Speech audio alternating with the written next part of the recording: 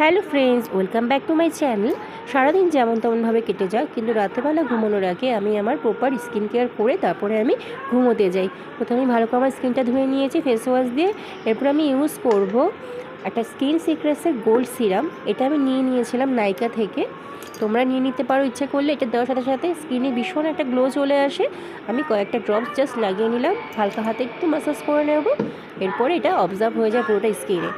এটা আমি অনেকদিন ধরে ইউজ করছি। আমি ইউজ করতে করতে দেখতে পাচ্ছি ভীষণ ভালো একটা রেজাল্ট, খুব ফেয়ারনেস ভাব চলে আসা, ভীষণ স্কিনে গ্লো থাকে। এরপর আমি আমার ভীষণ ফেভারিট একটা প্রোডাক্ট ইউজ করবো, সেটা হলো গুড ভাইবসের নাইট ক্রিম। এটা ভীষণ ভালো একটা নাইট ক্রিম আমি ইউজ করি।